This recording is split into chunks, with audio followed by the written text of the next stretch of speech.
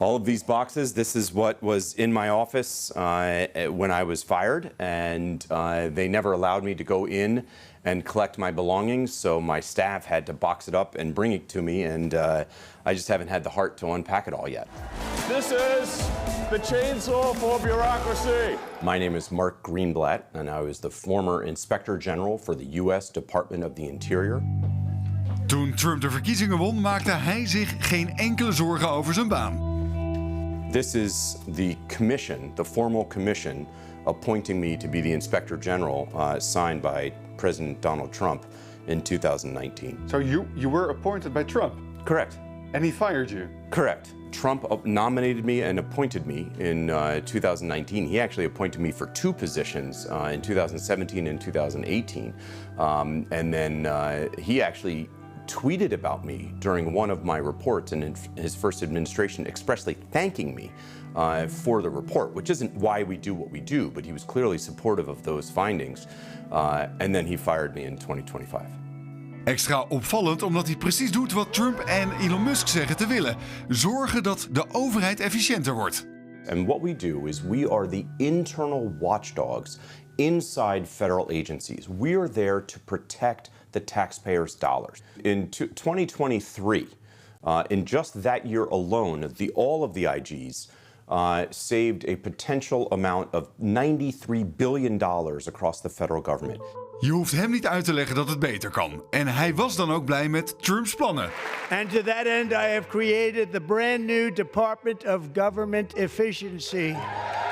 Doge. Perhaps you've heard of it. Perhaps. Which is headed by Elon Musk, who is in the gallery tonight. I was the chair of the council. I was very excited. This was, as you say, a natural ally for us. A natural partner looking at waste, fraud, and abuse in government, trying to promote efficiency.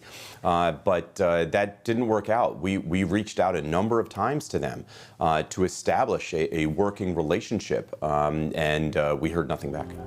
Nu Elon Musk vandaag stopt met zijn werk voor het Witte Huis, is het maar de vraag of geld besparen wel het echte doel van de operatie was. The funny thing about firing the Inspectors General is that he created an entire department led by his billionaire buddy Elon Musk to focus on government efficiency, but he fired the people that were in the government to promote efficiency and ethics throughout the executive branch.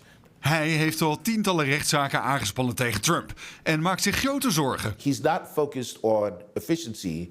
He's focused on enabling his corruption. I would say Doge is not the government of, the Department of Government Efficiency. I think they've become the Department of Government Elimination. I think there's a reason why one of the first things that Donald Trump did was attack watchdogs, attacked inspectors general in government, attacked the lawyers and law firms. It's because he wants to destroy the guardrails that helped keep him somewhat in check in his first term, that tried to hold him accountable. We need to have some independent elements, like in elections, in the Inspector General community, in the Department of Justice, that can oversee people inside the executive branch in an independent way. If the president is very involved in all those things, including elections and prosecutions, that to me creates major problems that don't square with how American democracy should be. Het pijnlijke is dat Musk een enorme ravage heeft aangericht. Take over, Elon, yes, take over. Maar niet eens in de buurt komt van de beloofde $2000 miljard aan bezuinigingen. En om het allemaal nog erger te maken kwam Trump deze week met een begroting waarin hij alleen nog maar meer geld uitgeeft. Waardoor Musks werk eigenlijk voor niets is geweest. I was disappointed to see the massive spending bill, frankly, which increases the budget deficit, not just decrease it. And undermines the work that the Doge team is doing.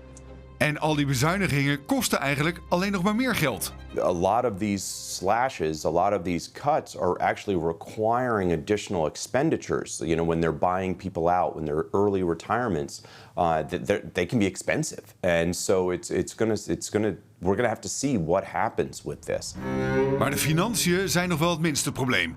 De echte schade van Doge is dat we een Amerikaanse president hebben die zich ongestraft kan gedragen als een zonnekoning. Well, he's certainly the king or the emperor of the executive branch. I think that's how he would view it, is that he has total control under the unified executive theory over the executive branch of the federal government. And that any sort of independent element, like the Inspector General, like the Federal Election Commission, or like the Department of Justice, is unconstitutional. And that therefore they have to respond to him and he has total control over them. There's no question about that.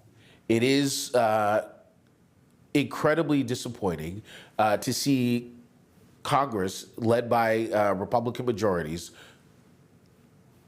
capitulate to the president and cede their power to the president. The problem is sort of what I was saying before, is if he has total control over the government, what's stopping him or any other president, by the way? I mean, we're talking about Donald Trump now, but this could be a president 5, 10, 100 years from now who can weaponize those mechanisms to keep himself in power or to thwart opposition, which is fundamentally, in conflict with how we view ourselves as an American democracy.